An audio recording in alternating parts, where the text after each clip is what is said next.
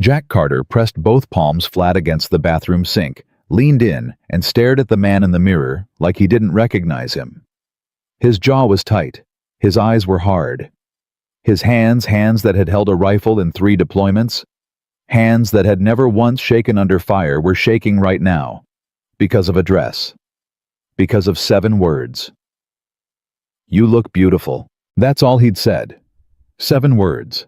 And Emily had gone completely still, looked at him with those eyes that saw straight through every wall he'd ever built, smiled like she'd just found something she'd stopped looking for, and said, "You didn't mean the dress."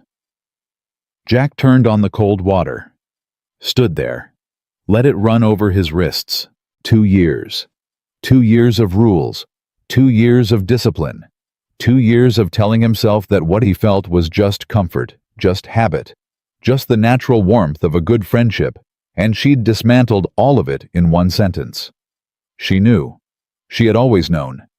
And now there was no going back to pretending. Drop your city in the comments right now. I need to see how far this story reaches. And if you're watching this without subscribing, fix that before part 2. Trust me, you don't want to walk into that hallway scene cold. The apartment on Greystone Avenue was never supposed to feel like a home. That was the rule Jack Carter had set for himself the day he signed the lease 3 years ago, when the Navy reassigned him stateside, and he showed up with a 7-year-old daughter, 2 duffel bags, and the kind of silence that follows a man who's learned not to ask for too much. It was a place to sleep. A place to raise Lily. A place to decompress between deployments, between shifts at the base, between the long stretches of time where he wore his discipline like a second uniform and kept every emotional door in his life bolted shut. That was the plan. Then Emily Hayes moved in. It started practically. The way most dangerous things do. Jack had known Emily for almost 4 years through his buddy Marcus, who'd dated her college roommate, who'd dragged Jack to some rooftop birthday party in July, where Emily had shown up an hour late, laughing about a burnt souffle she'd attempted as a hostess gift.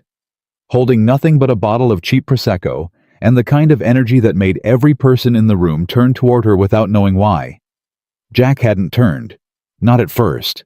He'd been the guy near the railing scanning exits out of habit, half present the way off-duty military men sometimes are, always calculating, never quite all the way in the room. But then she'd said something across the patio, something genuinely unexpectedly funny, and he'd laughed before he could stop himself. A real laugh. The kind that surprised him. She'd looked over, made eye contact, gave him a small, knowing nod like, "Yeah, I saw that, Navy." He looked away. But something registered. They stayed in each other's orbit after that. Group dinners. Marcus's poker nights. A 4th of July cookout. Nothing significant. Just the low background hum of 2 people who exist in the same social world and occasionally speak. Then Ryan happened. Ryan Miller, the man Emily had given 3 years of her life to. The man who proposed to her in October, set a date in June, and by February had quietly begun dismantling every plan they'd built together. No screaming fight, no dramatic confrontation, just a slow, suffocating withdrawal. Fewer calls returned, more evenings unaccounted for, until Emily showed up at a mutual friend's birthday dinner to find Ryan already there with someone else, laughing too easily, not even startled to see her walk in. She didn't cause a scene. That was the part that wrecked Jack when Marcus told him later. She just walked back out, got in her car, drove home, sat in her parking lot for 40 minutes, and then called her landlord and gave 30 days' notice on an apartment she could no longer afford alone. Marcus was the one who floated the idea. "She just needs a few months," he told Jack. "Just until she stabilizes. You've got that second room that's basically storage." "No," Jack said. "Jack, she's going through something. I don't need that energy around Lily." "She's good with Lily. You know that." Jack knew that. That was the problem. "It's a bad idea," he said. "It's a guest room and a functioning human being who needs 3 months to get back on her feet. That's it." 3 months. That's what Jack told himself when he said yes. The first week was awkward in the specific, almost clinical way that 2 people sharing unfamiliar space are awkward too. Polite, too careful. Always aware of where the other person was in the apartment. Emily kept apologizing for things that didn't require apologies. For being in the kitchen when he came home. For the smell of her baking. For a pan she'd left to soak. "You don't have to do that," Jack told her on day 4. "It's your space too." She'd looked at him like he'd said something unexpectedly kind. "I don't want to be in the way," she said. "You're not." She nodded and went back to what she was doing. But something shifted after that. Some small, imperceptible valve opened.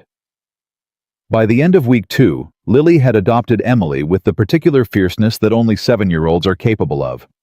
It happened over pancakes. Emily had been up early.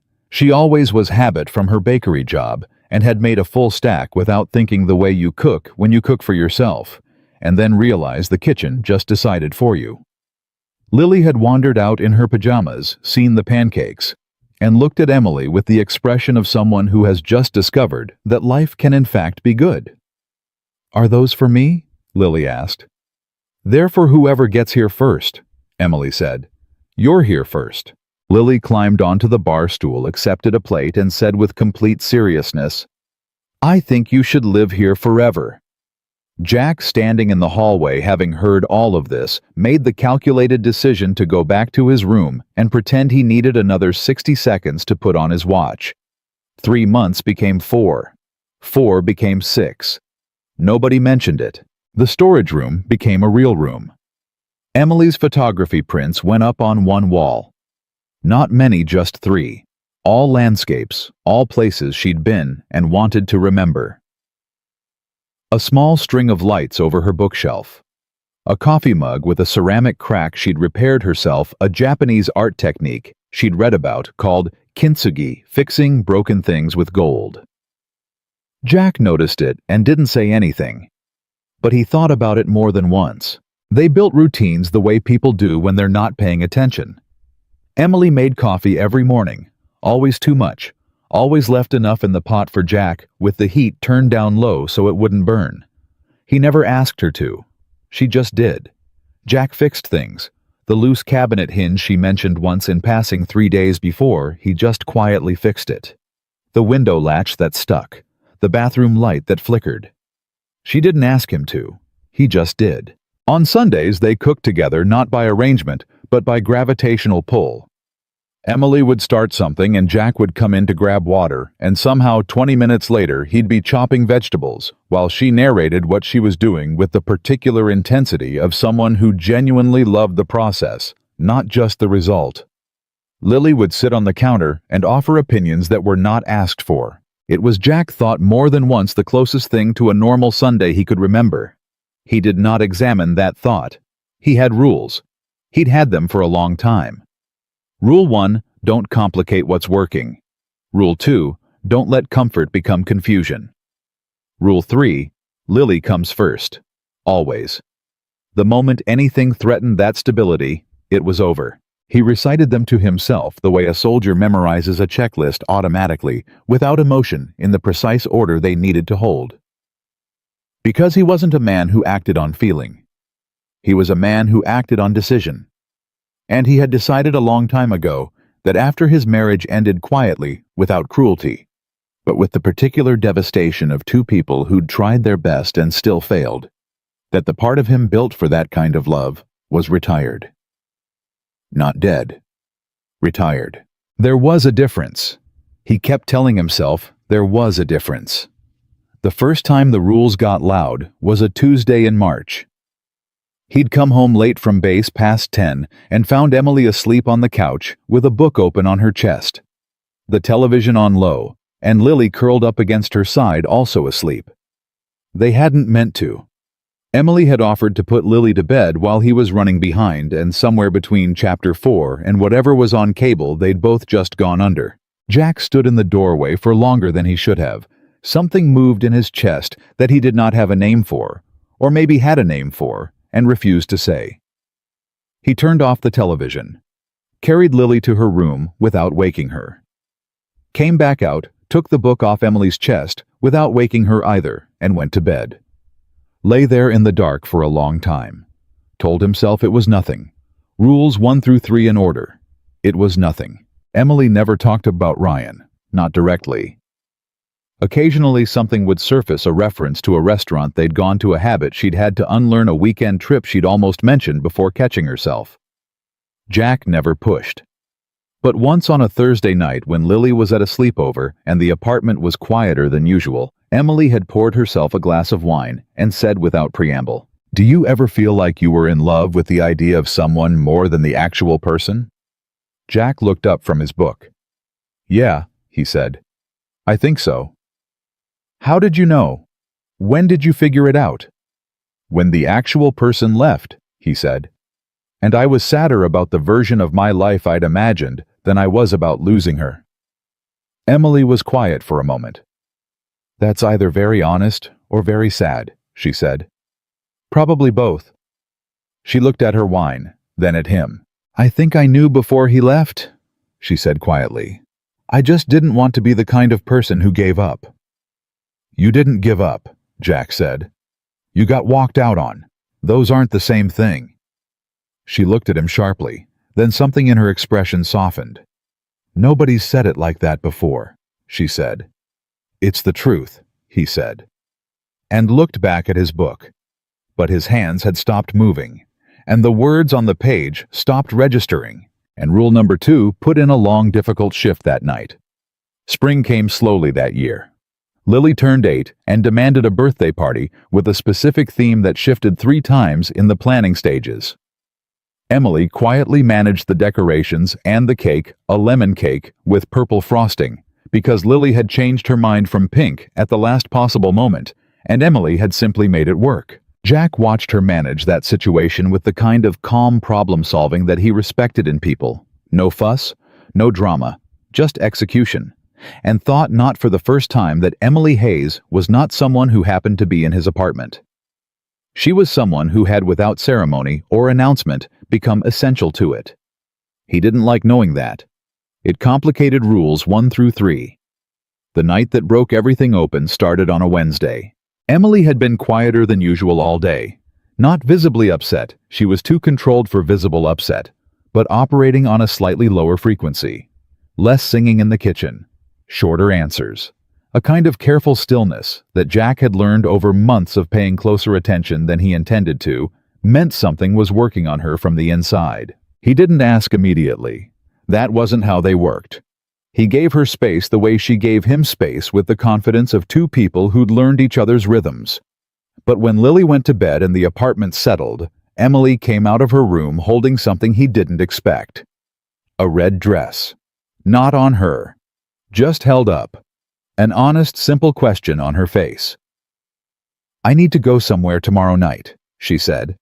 "Is this too much?" Jack looked at the dress, then at her. He'd seen Emily in 100 configurations, flower on her jaw at 7 in the morning, oversized sweatshirts on the couch, dressed up for work events, dressed down for long Sundays.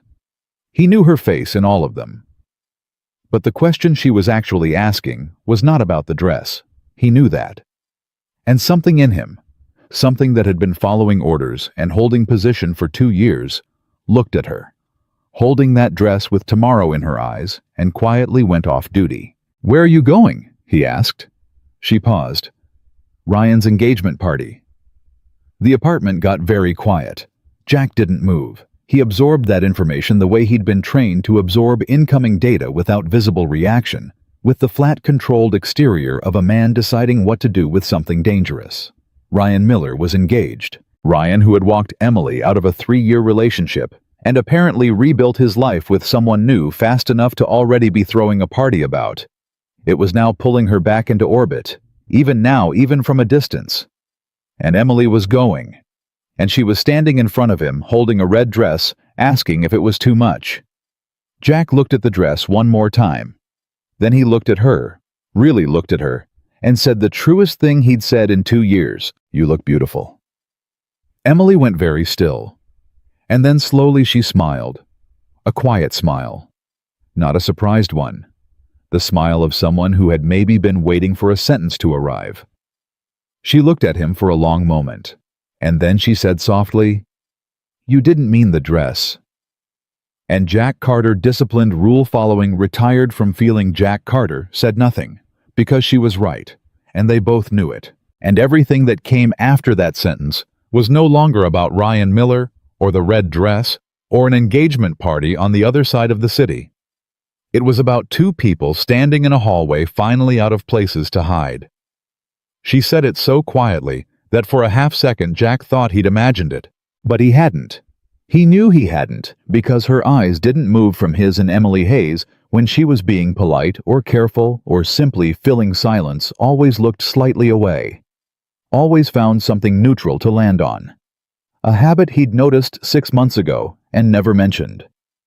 She wasn't looking away now. "You didn't mean the dress," she said again. Softer this time. Not a question, not an accusation, just a fact she was laying on the table between them, steady and patient, waiting to see what he'd do with it. Jack said nothing. That was in itself an answer. Emily folded the red dress over her arm slowly. She leaned one shoulder against the hallway wall and looked at him the way she sometimes looked at something she was figuring out how to fix. Quiet, focused, without judgment. "Jack, I know what I said." "I know you know." She paused. "That's what I'm talking about." He exhaled slowly through his nose, crossed his arms, looked at the floor for exactly 1 second, then back at her because looking away felt like retreat, and he was not a man who retreated. "You should get some sleep," he said. "You've got a long night tomorrow." "Don't do that." "Do what?" "The military exit," she said. "Where you decide the conversation is over and you just close the door on it. You've done it to me twice before, and both times I let it go because I wasn't ready either." She shifted the dress to her other arm. "I'm ready now." "Emily, tell me I'm wrong," she said. "Look me in the eye and tell me I'm wrong, and I will drop it. I will go to Ryan's party tomorrow.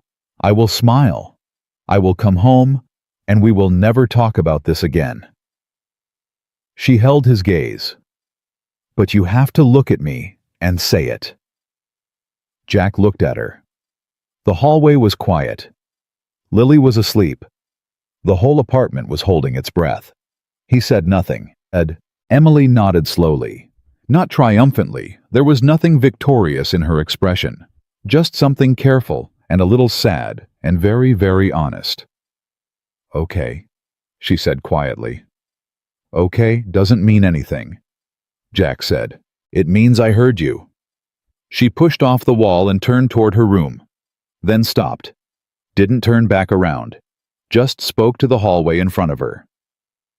"For what it's worth, I'm not going tomorrow because I want to see him. I'm going because I need to stop being afraid of what it feels like to be in the same room as my own past." Jack stared at the back of her head. "And I need to know," she continued, her voice dropping just slightly, "that it doesn't mean anything anymore. That he doesn't." A beat. "I need to know that for myself. Not for you. Not for us. For me." She went into her room and closed the door behind her. Not a slam. Not a statement. Just a door closing. Jack stood in the hallway for a long time after that. Then he went to his room, lay down on top of the covers with his boots still on, and stared at the ceiling like it owed him an explanation. He didn't sleep for a long time.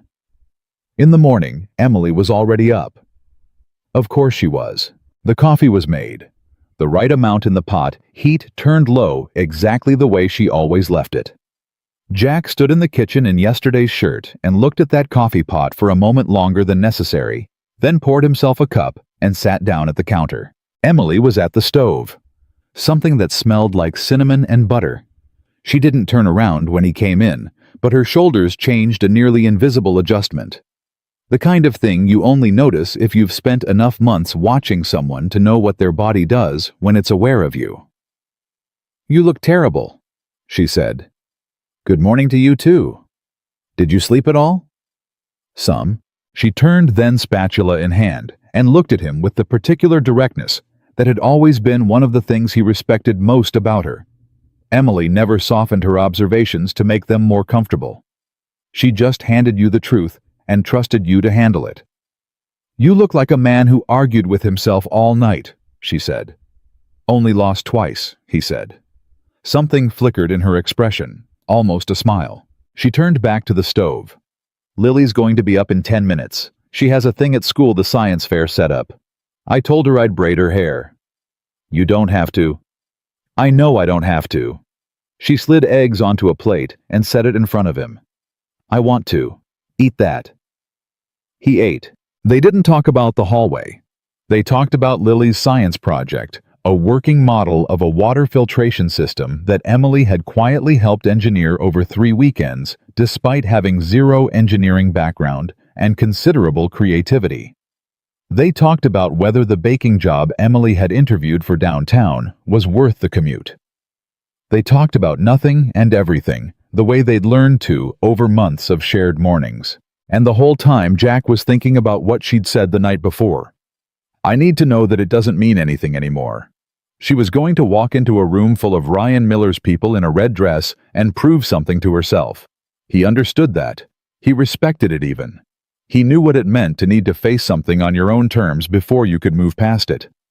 He just hadn't expected it to feel like swallowing broken glass. Lily came out of her room at full volume the way she always did, as if sleep was simply an interruption, and real life resumed at maximum capacity the moment she opened her eyes. Emily. She stopped at the kitchen doorway and pointed with the solemnity of someone issuing a military directive. You promised French braid. I remember.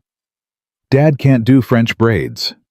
Your dad has many other skills, Emily said without looking at Jack. He made a ponytail once that looked like a failed science experiment, Lily said. That was one time, Jack said. The rubber band snapped in class. We've moved past this as a family. Lily climbed onto the bar stool next to Jack, grabbed a piece of his toast without asking, and looked between the two of them with the unsettling perceptiveness that 8-year-olds sometimes deployed without warning.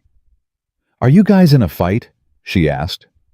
No, they said simultaneously. Lily looked unconvinced. You're doing the quiet thing. We're always quiet in the morning, Jack said. Not this quiet.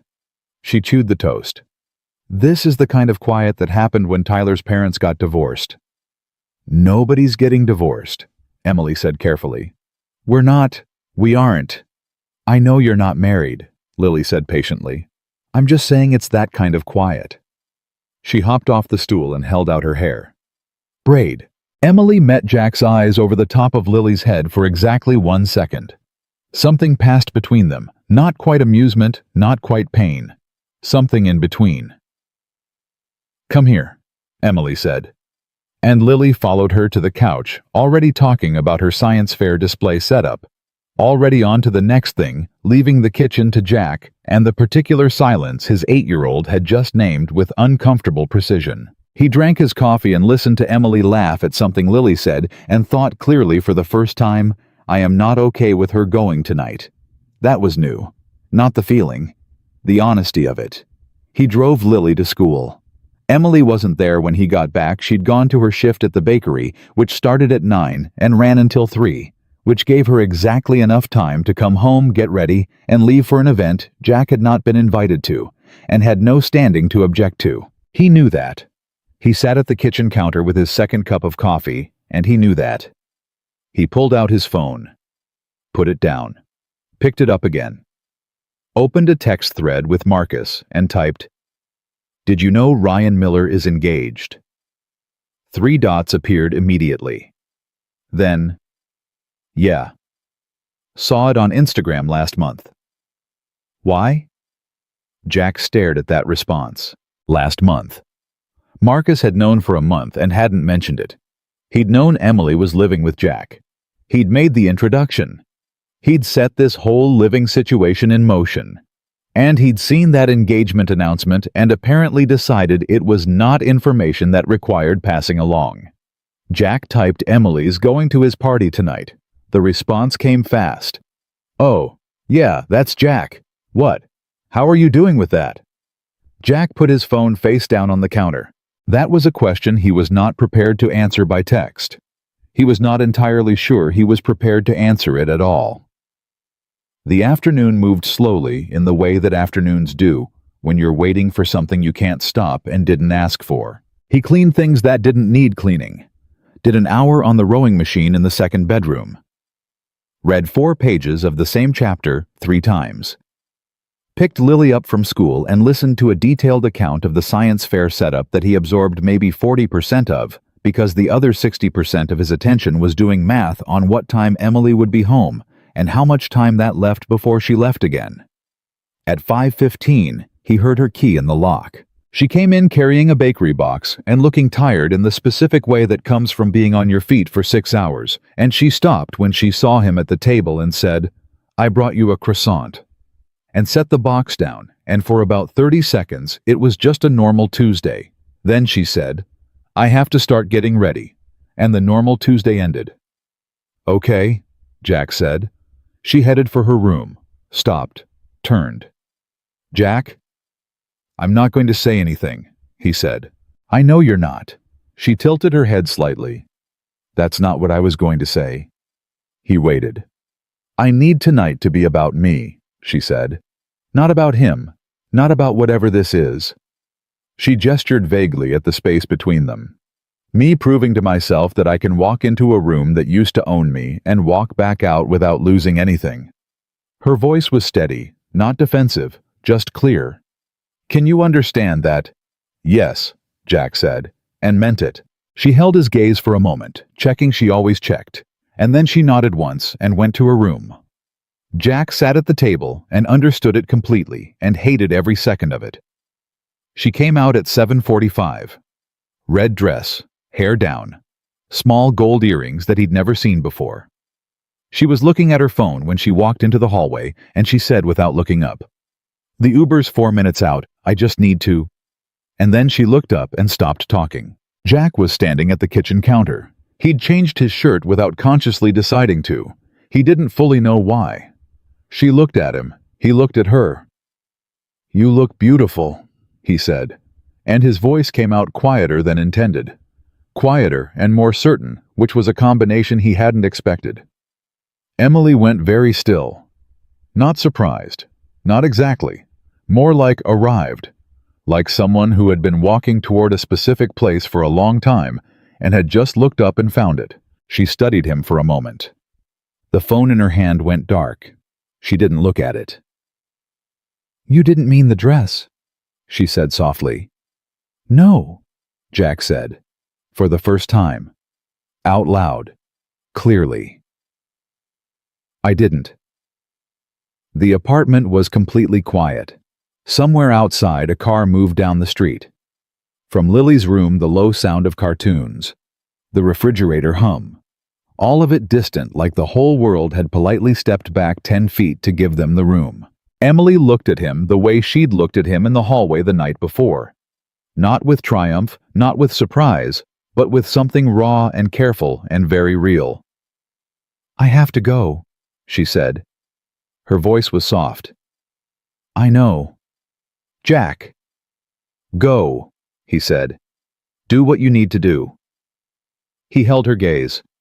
"Come home." Something moved across her face.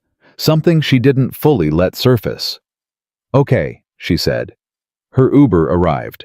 She walked out, and Jack Carter stood in an empty hallway in a shirt he'd changed for reasons he couldn't explain, and felt every locked door inside him rattle on its hinges at once. He put Lily to bed at 8:30. Read her 2 chapters of the book they'd been going through.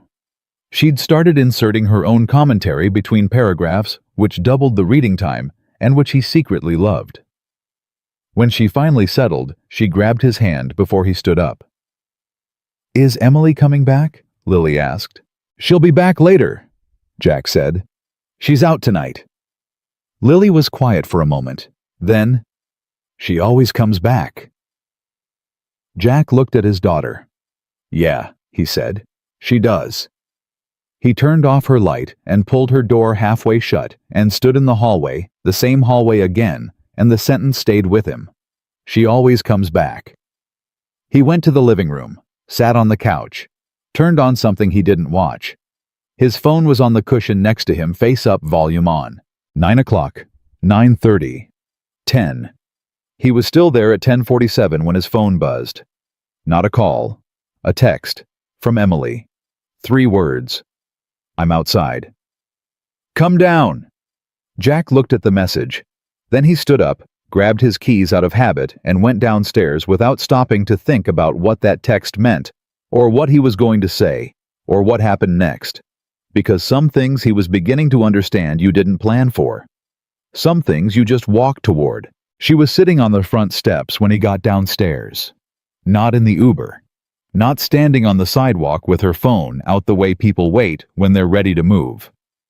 She was sitting on the concrete steps of the building heels, off both shoes in one hand, the red dress pulled slightly over her knees, and she was looking at nothing in particular.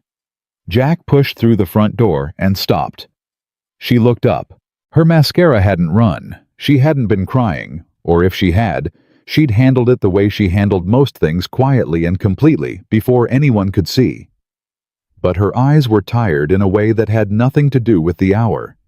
The way eyes look when something inside finally lets go of a weight it's been carrying for a long time. "Hey," she said. "Hey." He came down the last 2 steps and sat down beside her. Not too close, just present. She looked back out at the street. A cab moved past. Somewhere down the block someone was laughing on a phone call, walking fast, completely in their own world. The city doing its thing, indifferent and constant. Jack waited. He'd learned in the months of living alongside Emily that she processed things in her own order and at her own pace, and that the most useful thing he could do when something was working in her was not fill the silence. So he sat with her on the cold concrete steps, and he waited. After about a minute, she said, "He looked happy." Jack said nothing. Like genuinely happy. Not performing happy, not the version of happy he used to do at parties where I could always tell the difference. She turned the heel of one shoe in her hand slowly. Real happy. With her. She paused. She seems good. For him. Okay, Jack said. I shook her hand, Emily said. I introduced myself, said congratulations. A quiet exhale. Ryan looked at me like he was waiting for a scene, and I just didn't give him one. I talked to 3 people I used to know, I had 1 glass of wine, and then I stood in the corner and waited to feel something devastating. She stopped.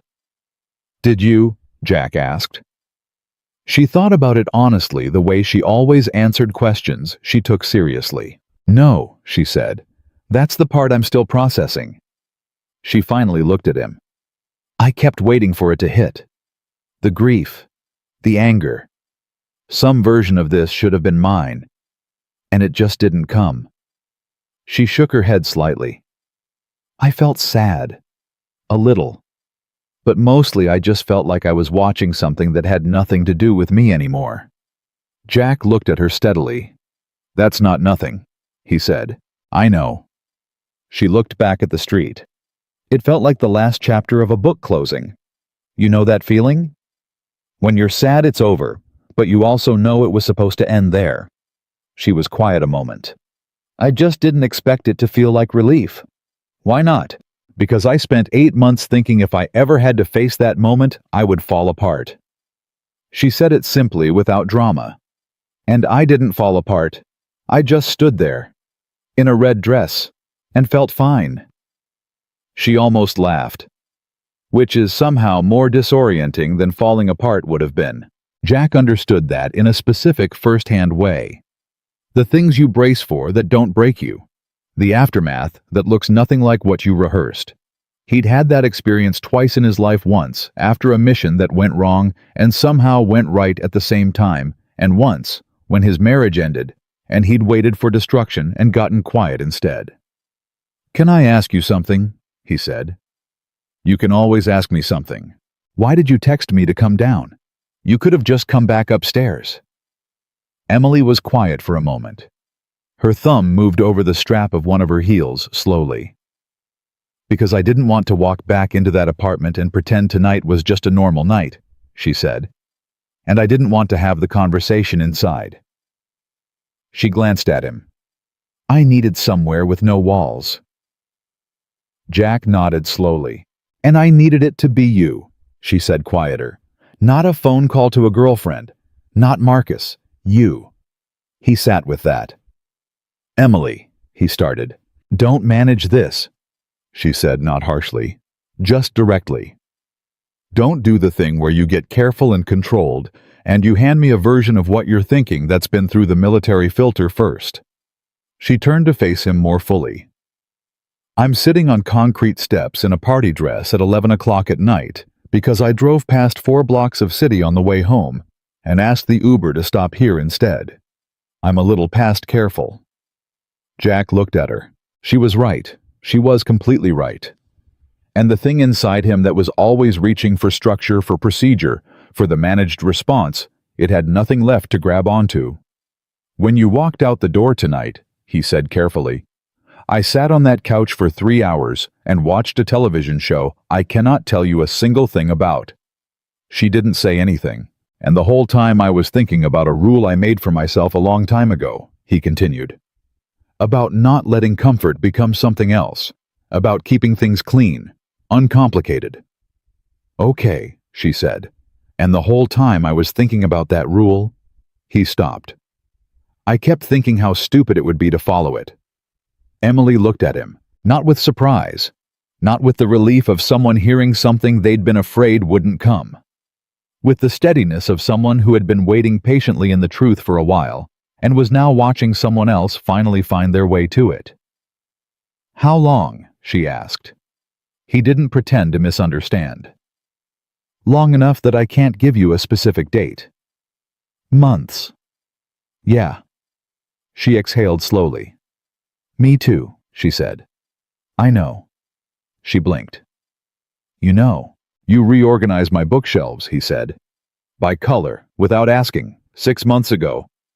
Nobody does that to someone's stuff unless they're comfortable enough to think of it as partly their own. She stared at him. You noticed that and didn't say anything. I put them back, he said. Alphabetically. The next morning. I thought that was Lily. It was me. That was passive-aggressive. That was self-preservation, he said.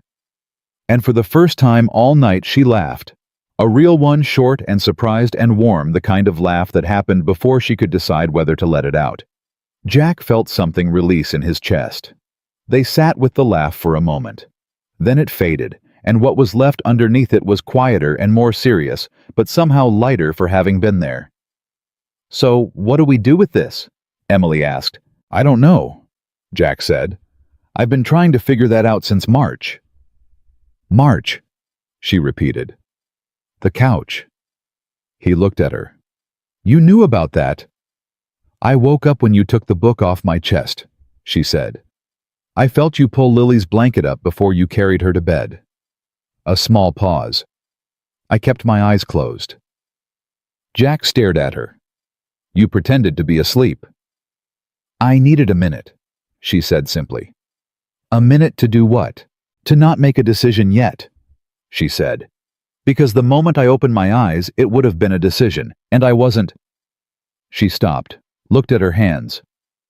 I wasn't ready to risk what we had, what Lily had. She looked back up at him. You 3 had something that worked. Lily was happy. You were not happy exactly, but stable.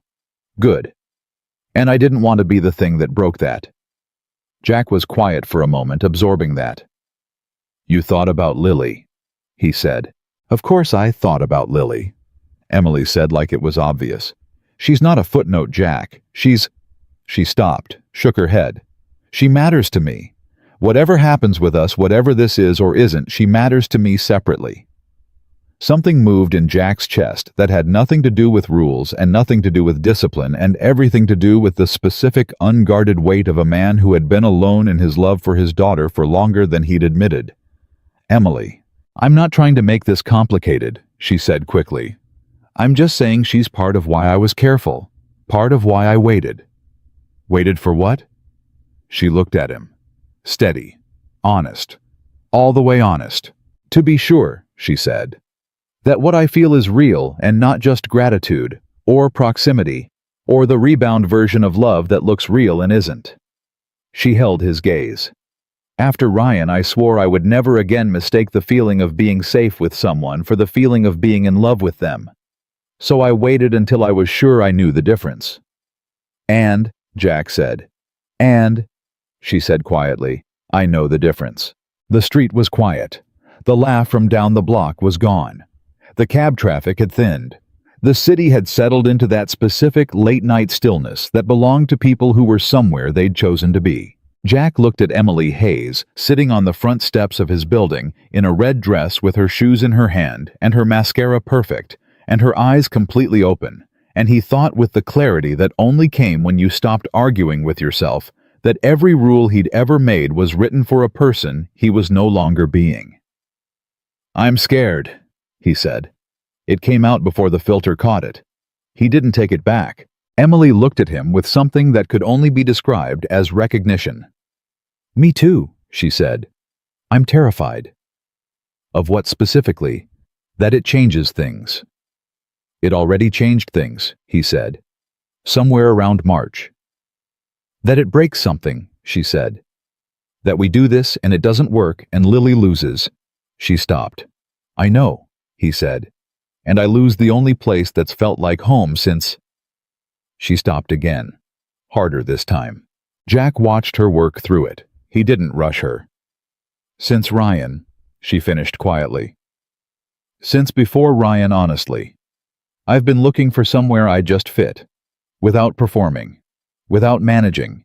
And I found it in this ridiculous apartment with a man who alphabetizes his books as an emotional defense strategy and a little girl who adopted me over pancakes. Her voice had gone slightly uneven. She controlled it. And I am very aware of how much I have to lose if we get this wrong. Yeah, Jack said. So I need you to understand that, she said.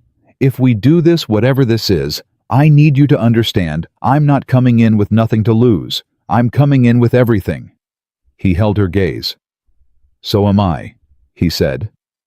She studied him for a long moment, searching his face the way she sometimes did when she was deciding whether to believe something not because she thought he was lying, but because she needed to know if he knew what he was saying.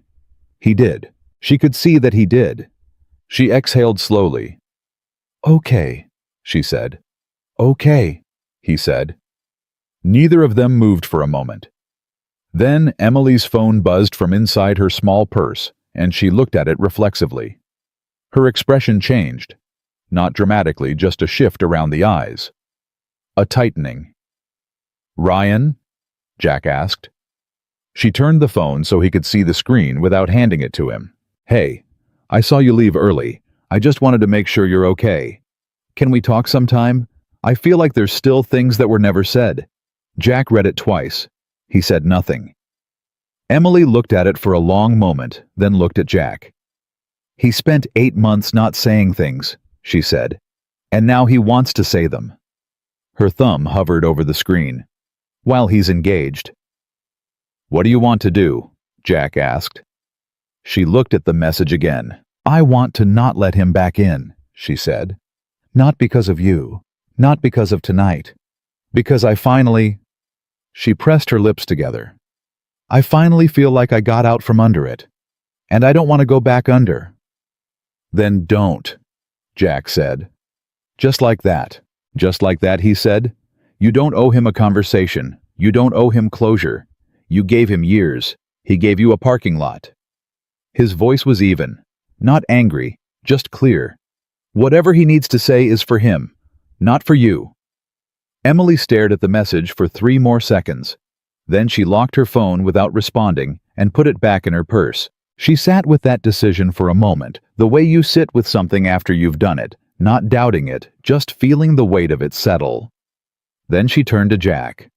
I don't want to go upstairs and pretend this was just a talk on the steps, she said. I don't either, he said. But I also don't want to rush anything, she said. I need this to be real, and slow, and honest. Not a night that we have to figure out how to explain in the morning. Jack nodded. Agreed. So what does that look like? He thought about it, genuinely thought about it, the way he thought about things that mattered, not reaching for an answer, but waiting for the right one. It looks like going upstairs, he said. Making tea. Talking until we're tired. And tomorrow still being tomorrow, not a different life, not a rewritten story, just more honest than it was yesterday. Emily looked at him for a long moment. "Tea," she said. "I know where you keep it." "You hate tea. I'll make an exception." She looked at him, this man with his careful rules and his alphabetized books and his 3 deployments and his daughter who had decided over pancakes that she wanted Emily to stay forever, and something in her expression did the thing it sometimes did late at night, the thing she'd never fully let him see before. It opened. "Okay," she said for the 3rd time that night. But this time it meant something different than it had before. She put her shoes back on, stood up, and when she reached out her hand to pull herself up, just a practical, unthinking gesture, Jack took it. And didn't let go until they reached the door. Upstairs, the apartment was quiet. Lily was asleep. The television was still on from when Jack had left it, casting low light across the living room. Emily went to the kitchen and put the kettle on, without being asked, the way she did everything in that space, like it was hers, like it had always been hers, because in every way that mattered, it had been for a long time. Jack stood in the kitchen doorway and watched her. She felt him watching. She always did. "Stop," she said without turning around. "Stop what?" "Looking at me like you're memorizing something." "Old habit," he said. She turned around, then leaning back against the counter, with her arms loosely crossed, and looked at him in the low kitchen light. The red dress, the gold earrings, the expression that was tired and relieved and careful all at once. "What are you actually afraid of?" she asked. "The real one, not the Lily answer, not the friendship answer, the one underneath those." Jack was quiet for a moment. "That I'm better at this than I think I am," he said finally. She tilted her head. "At loving someone," he said. "That I'm actually capable of it in the way that it deserves. And that if I do this and I still fail at it," he stopped. "That'll be the answer I can't come back from." Emily looked at him with an expression so full of understanding that it almost hurt to look at. "Jack," she said quietly, "you have been loving people well this entire time. Lily, me in the ways you'd let yourself." She shook her head. "You didn't fail at love. You failed at a marriage. Those aren't the same thing." He stared at her. The kettle began to build. "You said the same thing to me once," she said softly. "About Ryan. You didn't give up. You got walked out on. Those aren't the same thing." He remembered, almost word for word. She watched his face absorb it. "See?" she said, and her voice was quiet and warm and completely certain. "You already know what to say. You've known for a long time. You just keep saying it to me instead of to yourself." The kettle clicked off. Neither of them moved toward it. They talked until 2 in the morning. Not about everything that wasn't the kind of people they were. They didn't unload entire histories in one sitting or rush to fill every silence with revelation. They talked the way they'd always talked when it was late and Lily was asleep, and the apartment gave them permission to be unguarded, carefully, honestly, in the specific rhythm that 2 people develop when they've been paying close attention to each other for a long time. Emily made the tea. Jack drank it without complaint, which she noted and said nothing about. They moved from the kitchen to the couch at some point, not by decision, but by gravity, the way the couch always collected them eventually on the nights they stayed up too late.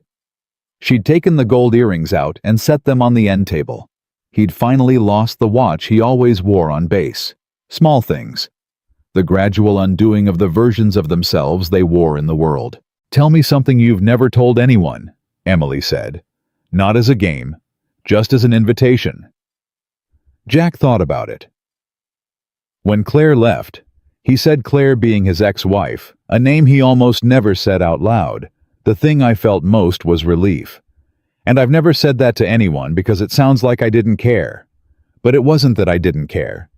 It was that we'd been failing each other for so long that the ending felt like... He looked for the word. Like finally being honest. Emily nodded slowly. "Did you love her?" she asked, not jealously, just wanting to understand the shape of it. I loved who I thought she was when I married her, he said. And I think she loved who she thought I was. We just turned out to be different people than we'd advertised. And we were both too stubborn to admit it for 3 years. He looked at his tea. Lily was the only thing we did exactly right. She's extraordinary, Emily said. She gets it from her mother, Jack said. Then quietly, and maybe from you a little, lately. Emily went very still. He hadn't meant it as a statement, just the truth the way it came out when he stopped filtering. He looked at her, gauging, ready to walk it back if she needed him to. She didn't need him to. Don't say things like that if you don't mean them, she said. Her voice was steady, but something under it wasn't. I mean everything I say to you, he said. That's always been the problem. She looked at him for a long moment. Then she exhaled and looked at the ceiling and said almost to herself, 6 months. 6 months I have been sitting 3 feet away from this. 8, Jack said. She turned her head and looked at him. It was 8 months, he said. For me. She stared at him. The 4th of July party, he said. 4 years ago. You made a joke about the souffle. I laughed before I could stop myself, and I thought that's a problem. And then I spent the next 3.5 years making it not a problem. He paused. And then you moved in. Emily closed her eyes briefly. You are telling me, she said, that you have been managing feelings about me since a rooftop party in July. I managed them very well, he said. Until the dress. She opened her eyes and looked at him with an expression that was equal parts exasperated and undone. Jack Carter, she said. Emily Hayes, he said back. She shook her head slowly. Not in disbelief in the specific way people shake their heads at something that is both absurd and exactly right. What do we do now? She asked. We already decided that, he said. Slow. Honest. Tomorrow is still tomorrow.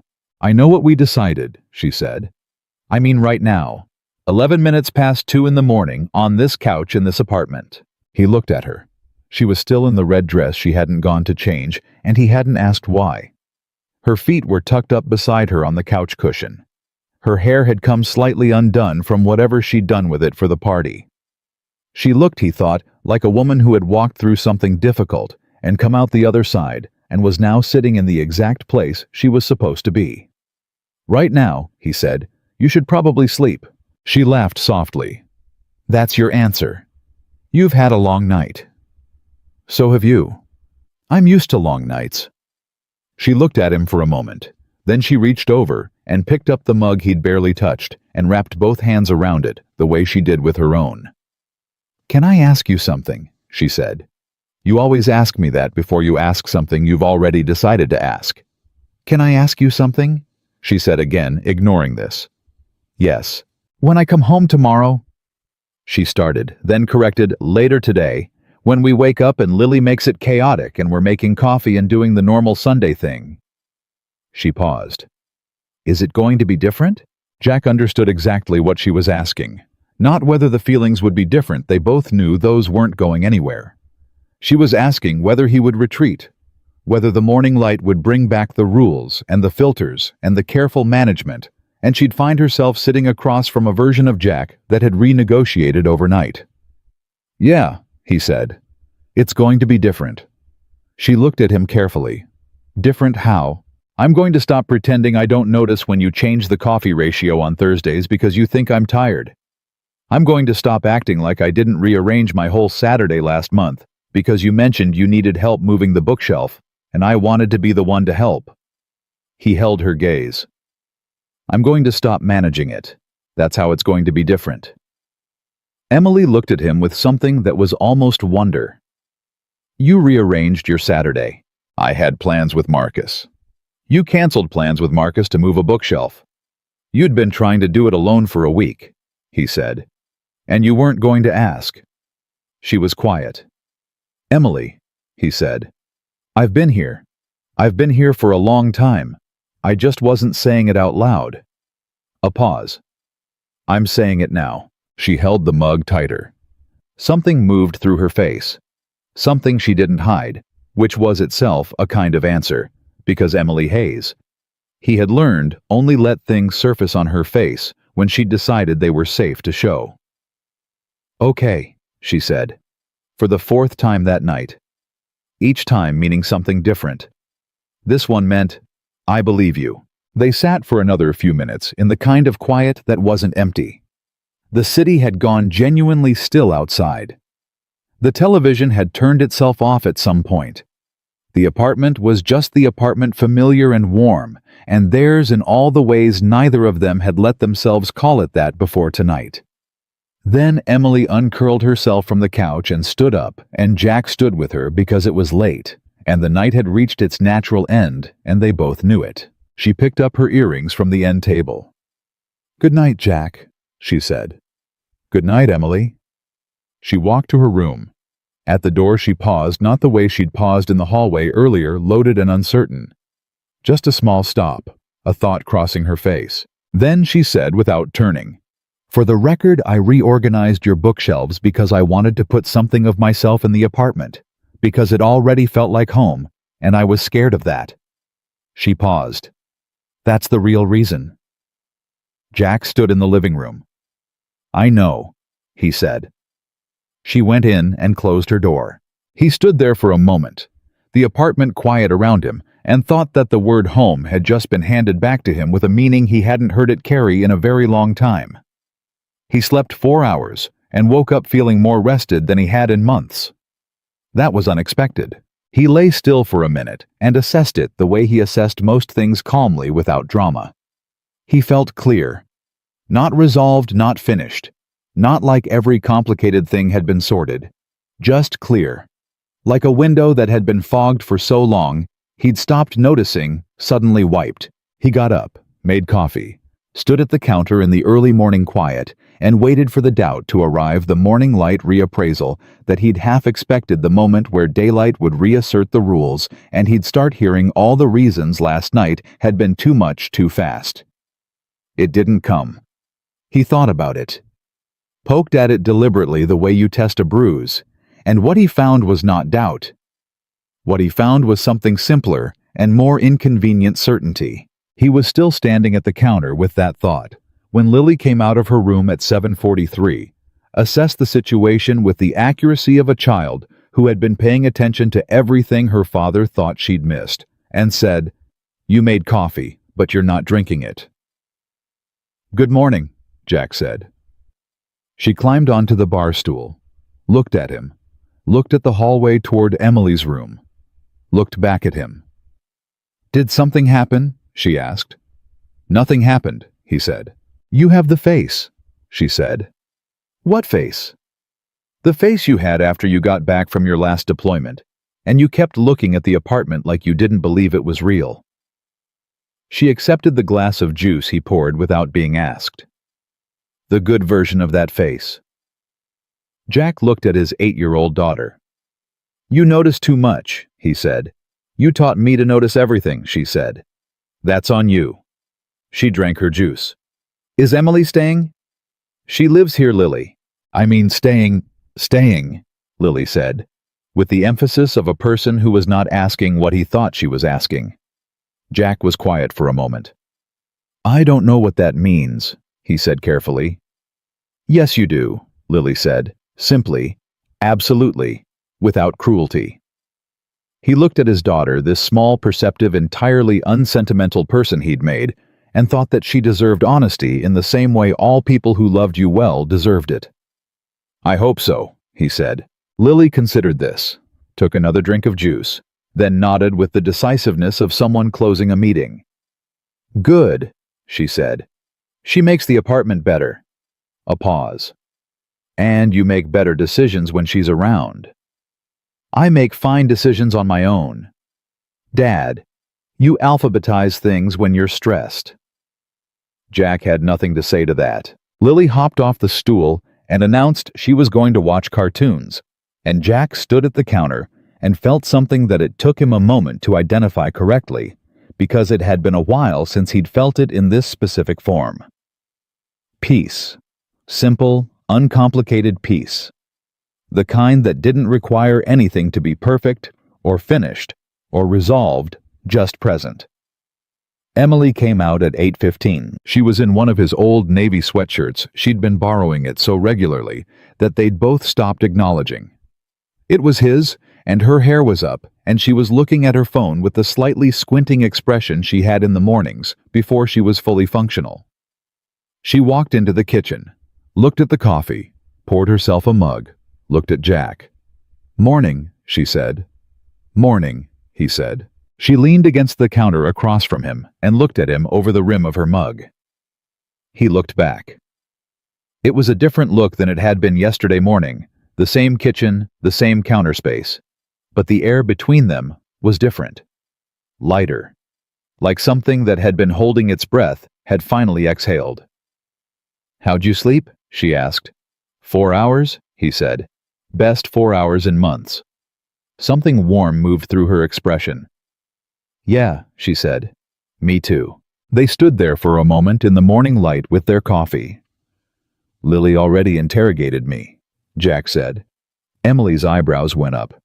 "What did you say?" "I said I hoped so." She stared at him. "You said what?" "She asked if you were staying," he said. "I said I hoped so." Emily set her mug down on the counter slowly. "Jack," she said. "I told you," he said. "I'm done managing it." She looked at him with an expression that he'd seen on her face before the expression she had when she was trying to stay measured and practical and wasn't entirely succeeding. Her jaw was slightly tight. Her eyes were doing the thing they did when something was getting in. "You can't just say things like that," she said. "I can," he said. "I just didn't used to." She picked her mug back up, took a breath, looked at the window.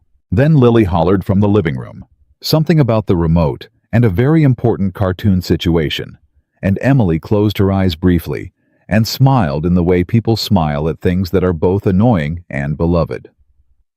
"I'll get it," she said. "I know," he said. She moved toward the living room, and Jack watched her go in his sweatshirt in the morning light toward his daughter and thought that he had spent 2 years building walls against exactly this, and not a single one of them had held. He realized, not sorry about that at all. The day moved the way Sundays do when they're good ones, slowly without urgency, with the particular texture of a life that is working. They went to the farmer's market mid-morning because Lily had campaigned aggressively for a specific honey vendor. Emily found tomatoes she described as life-changing. Jack carried everything and said little, and watched the two of them move through the stalls, with the ease of people who had figured out how to be in the world together. Walking back, Lily between them, Emily's hand brushed his once. Just a brush, the ordinary near contact of people walking side by side with a child swinging between them. She didn't take his hand. Neither did he. But neither of them moved away. It was enough. For now, it was exactly enough. That afternoon, while Lily napped, she still napped on Sundays. A habit she maintained with impressive commitment, Jack found Emily at the kitchen table with her notebook open. She kept one for recipes development ideas, things she wanted to try. He'd seen it dozens of times. He sat across from her without asking. She kept writing for a moment, then looked up. "Ryan texted again this morning," she said. No preamble, direct the way she always was when she'd already decided how she felt about something and just needed to say it out loud. Jack was still. "What did he say?" he asked. "More of the same, that he wanted to clear the air, that he'd thought about reaching out for a while." She looked at the notebook. "That seeing me last night made him realize there was unfinished business." "There isn't," Jack said. "I know," she said, "but here's what I keep thinking." She closed the notebook. "He doesn't reach out for 8 months, not a word. And then the night I walk into that party, and I'm fine, genuinely, visibly fine, he decides there's something left to say." She met Jack's eyes. "He's not looking for closure. He's looking to know that I'm not." Jack held her gaze. "Are you?" he said carefully. "No," she said without hesitation.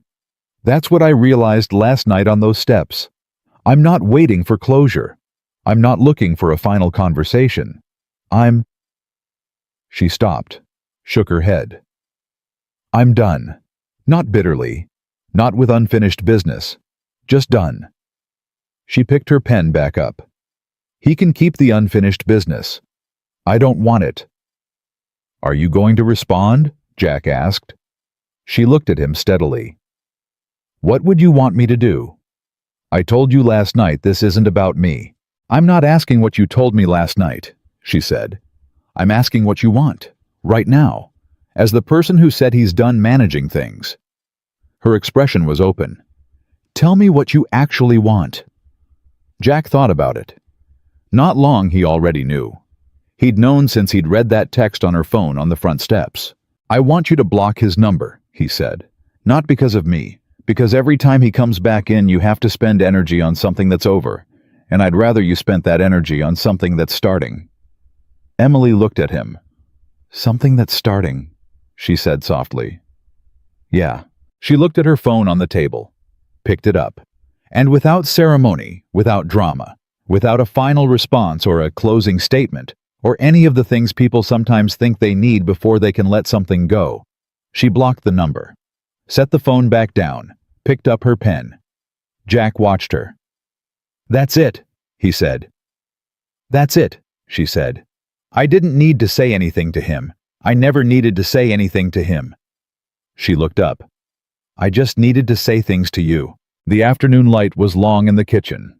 From down the hall, the faint sound of Lily stirring from her nap, the specific pre-wake rustling that preceded the full-volume re-emergence by about 4 minutes. They both heard it. Emily smiled first. She's going to come out wanting food, she said. She always comes out wanting food. I was thinking about making that pasta, the lemon one. She'll want to help, Jack said. I know. Emily said it like it was the best possible outcome. Jack looked at her across the kitchen table, his sweatshirt, her notebook. The phone turned face down, the afternoon settling around both of them, and thought that this was what it looked like when a life stopped being something you managed and started being something you lived. Emily, he said. She looked up. Thank you for texting me last night, he said, to come downstairs. She held his gaze. Thank you for coming, she said. Down the hall, Lily's door opened, and Sunday kept going in all the ordinary, extraordinary ways that a Sunday does when everyone who is supposed to be home is home. The weeks that followed didn't announce themselves as significant. That was the thing about the kind of change that actually holds. It doesn't arrive with ceremony. It arrives in increments. In Tuesday mornings and small decisions and the slow accumulation of moments that don't seem like much until you look back and realize they've built something permanent. Jack stopped going to bed early to avoid the hours when Lily was asleep, and the apartment got quiet, and Emily was just there present and warm and 3 feet away on the couch. He stopped finding reasons to leave the kitchen when she was cooking. He stopped treating their conversations like minefields he had to navigate carefully. He just stayed. In the rooms she was in the conversations she started, in the life that had been building itself around him for 8 months while he'd been standing slightly outside it, pretending he was just a landlord. Emily noticed.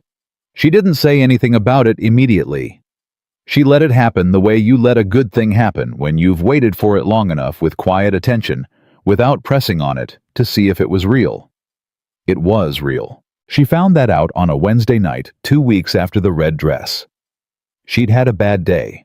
Not catastrophic, just the accumulated weight of a shift that ran long, a recipe that failed twice in testing, and a phone call from her mother that left her feeling scraped out in the specific way that certain family conversations do.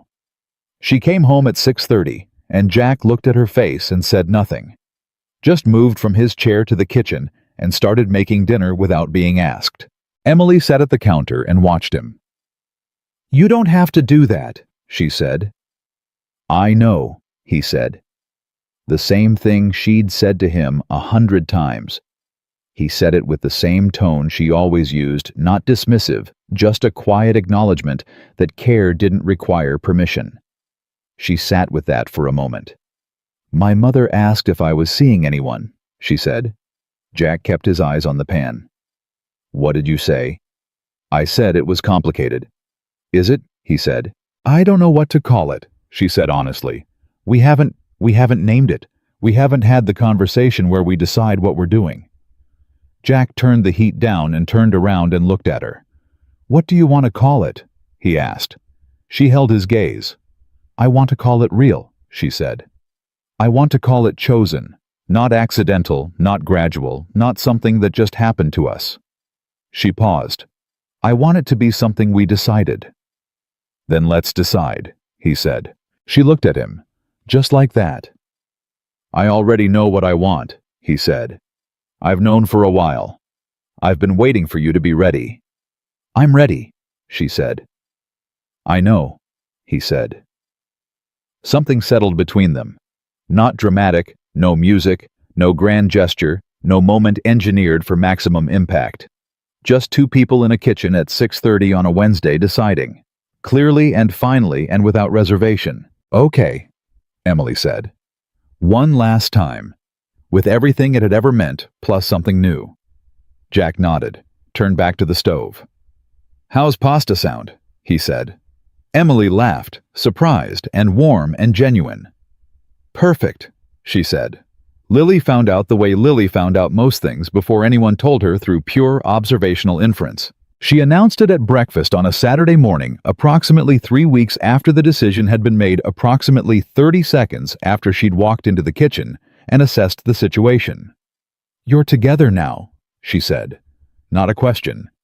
Emily looked at Jack. Jack looked at Emily. Yeah, Jack said. Lily sat down at the bar stool, picked up a piece of toast, took a bite. Okay, she said. Okay, Emily said carefully. I've known since March, Lily said. March, Jack repeated.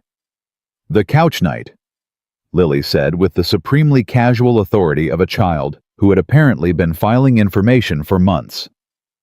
I woke up when you moved me. I saw your face. She looked at her father. You had the face.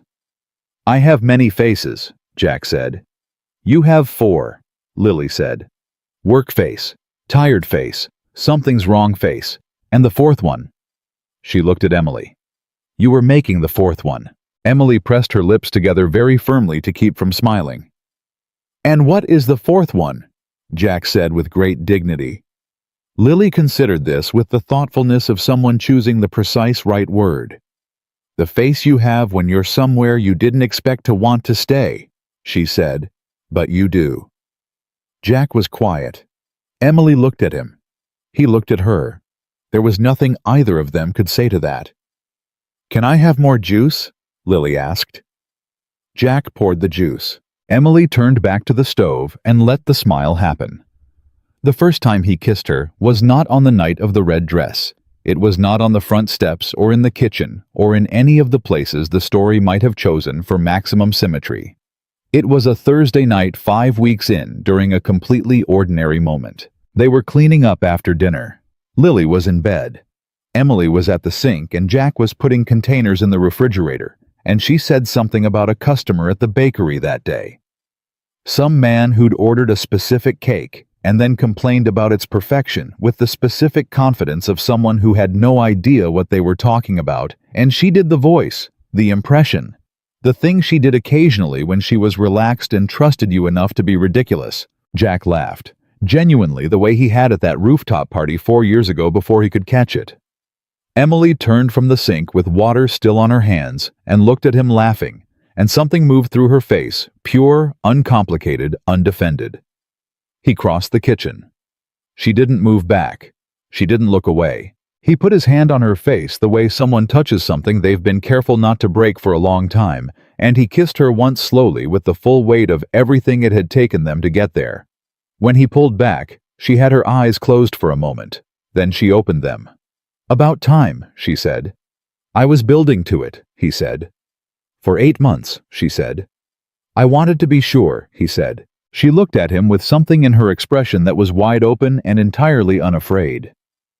And, she said. Sure, he said. She took his hand from her face and held it. And that was that. June arrived with the specific gentleness that early summer brings to a life that's finally stopped bracing for impact. The apartment changed, not structurally, not dramatically, but in the way that spaces change when the people inside them stop pretending. Emily's things spread gradually from the guest room into the shared spaces, and eventually into his not rushed, not announced, just the natural migration of a life that had already been pointing in one direction for a long time.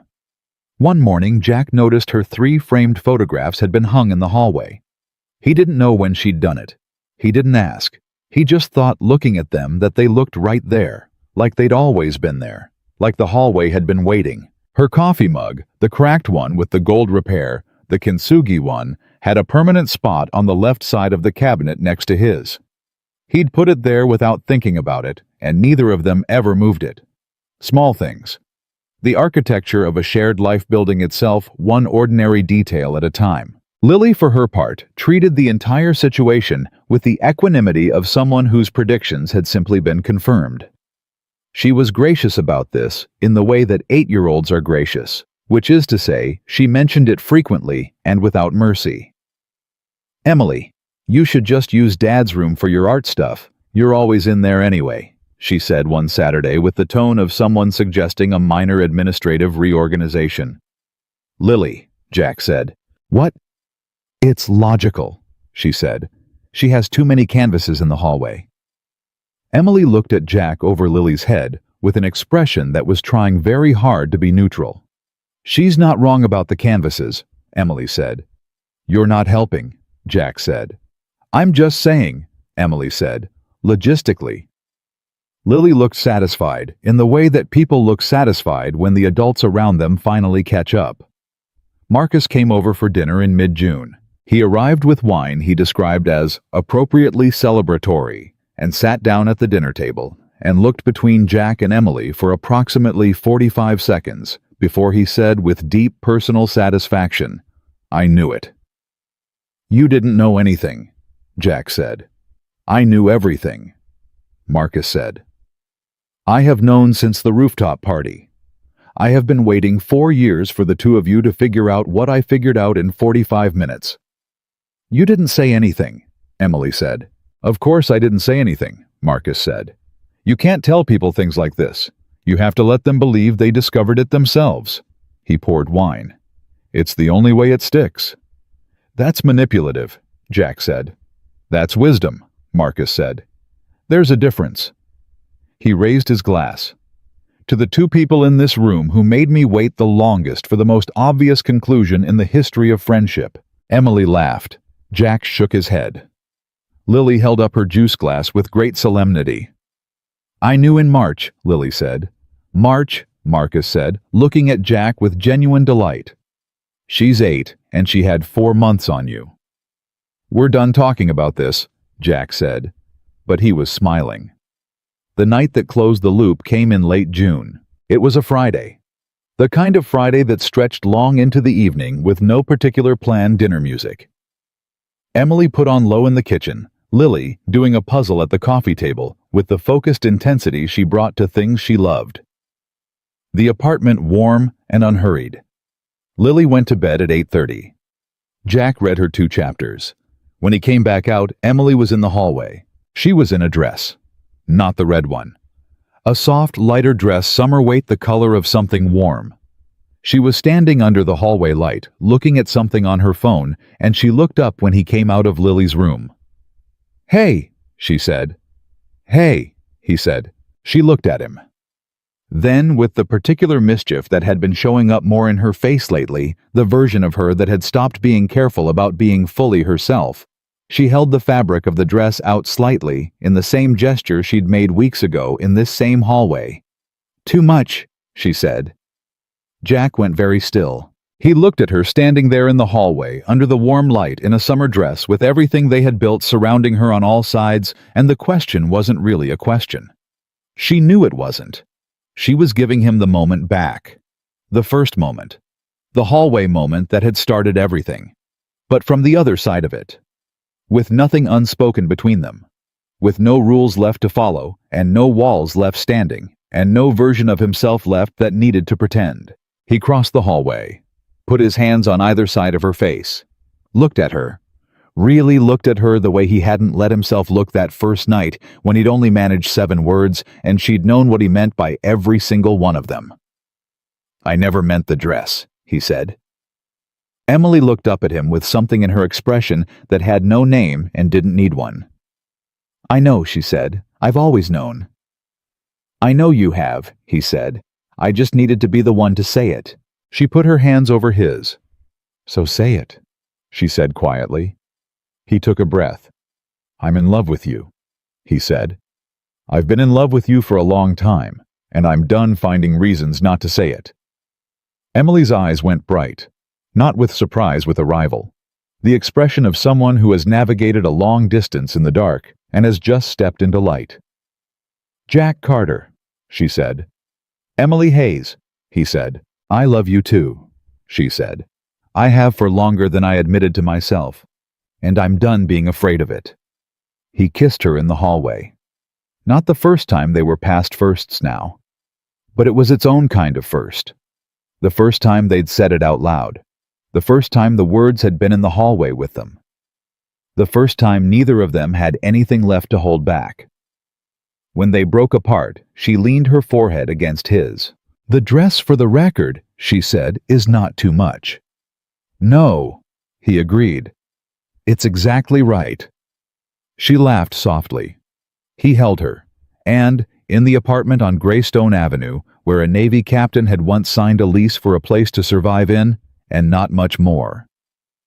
Something that had been quietly, stubbornly, and entirely without permission, becoming a home finally became exactly that. Months later, Lily would tell the story at a dinner table, the way children tell stories about the adults they love with complete authority and slight embellishment. She would say that she knew from the very first morning Emily made pancakes. She would say that her father had the face. She would say it like she'd been the architect of the whole thing. And honestly, Jack thought, looking across the table at Emily laughing at his daughter's version of their history, she wasn't entirely wrong. Some things you plan. Some things you discipline yourself into and control and manage and build, according to rules you spent years constructing. And some things just come home one evening, in a red dress, smile at you, like they already know what you're about to say, and wait patiently, steadily, with all the time in the world, for you to finally say it. Jack Carter had spent 2 years building walls. It turned out Emily Hayes had never needed a door. She had just needed him to stop standing in the way of one.